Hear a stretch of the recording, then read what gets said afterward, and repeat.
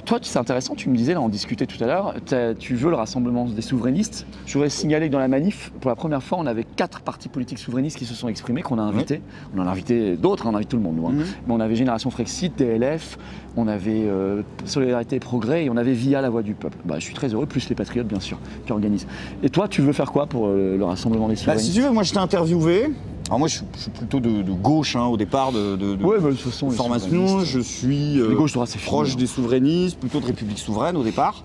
Tu peux leur dire que j'aimerais bien qu'ils viennent. Et toujours d'ailleurs, mais en fait, si tu veux, au bout d'un moment, si on est en cumulé tous les partis souverainistes, tu dois arriver à peu près à 15% au vote. Et tout le monde se prend des piles à 3,5. Donc plus, parce avec la dynamique, tu aurais même plus. Bien sûr. Donc ça va durer combien de temps cette histoire de tout le monde fait 3%?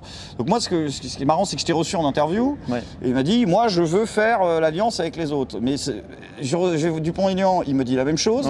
Cheminade, il me dit la même chose. À savoir qu'on peut lui reconnaître un joker, c'est que lui, il n'y est pas allé aux dernières. Pour ça, donc il a joué le jeu. François Asselineau, je le reçois cette semaine, peut-être me dira-t-il la même chose. Il faut lui poser la question. Il faut lui poser la question, mais visiblement tout le monde a envie, mais personne ne le fait. Donc on va pas chercher des coupables, parce que c'est la faute à machin, c'est la faute à machin. Je vais quand même te dire un truc. Nous, on a fait l'alliance à la présidentielle et aux législatives. On a joué le jeu, on l'a fait. Et là, dans toutes les manifs depuis 3 ans, on invite tout le monde. Et quand on est invité, on y va. Donc honnêtement, on joue le jeu et on le fait concrètement. Mais je suis un peu d'accord avec toi, ça va pas assez vite et ça se fait pas assez. Ça se fait pas du tout. Enfin, ça se fait pas assez, oui. C'est-à-dire, il y a la question programmatique aussi. Est-ce qu'on peut prendre les 5, 6, 7 candidats souverainistes autour d'une table pendant 1 heure avec une feuille blanche? Vous savez, vous avez 1 heure. Sujet numéro 1, je sais pas, la santé. Voilà, on fait 10 points. Et puis, au bout d'un moment, qui n'engage à rien pour un programme présidentiel ou législatif, mais parce qu'il y a des millions de gens qui, en fait, ne comprennent pas pourquoi ça se fait pas. Et peut-être que ça ne se fait pas parce que, programmatiquement, intellectuellement, ce n'est pas possible. Mais il faudrait au moins qu'il y ait quelque chose qui le démontre, qu'au bout d'un moment, il y a des lignes de fracture indépassables, que... Moi, ça m'étonnerait. Non, je pense pas. Ça m'étonnerait. Je pense pas du tout. Mais au moins que cet électorat-là puisse savoir pourquoi ça s'est pas fait. Donc toi, tu proposes ça concrètement? Je propose ça concrètement. Donc, moi, je propose publiquement à Florian Philippot, François Asselineau, Nicolas Dupont-Aignan, Georges Kuzmanovic, et même des gens qui vont être Charles-Henri Gallois, même Clara Heger, par exemple, candidate du RIC.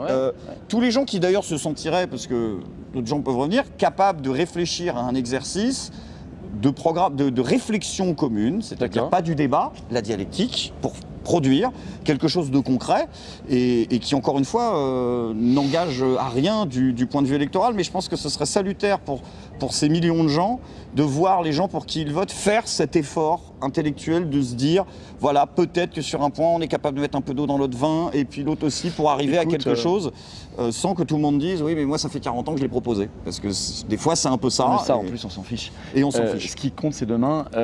Écoute, moi, je peux te répondre déjà publiquement, puisque je suis d'accord. Donc, tu organises la réunion avec ces gens-là. Je viens quand tu veux. Je fais l'exercice de la feuille blanche avec eux, avec toi. Et je peux te le dire déjà publiquement, je suis d'accord. Voilà. Qu'est-ce que tu prendrais comme premier sujet qui soit pas trop clivant? Si tu pars sur l'immigration, tout le monde va s'engueuler à la première. Non. Tu pars sur l'Union européenne. C'est la base pour retrouver sa souveraineté. Oui, pourquoi on ne partirait pas d'abord des choses assez consensuelles mais tu sais, tu parlais de la santé.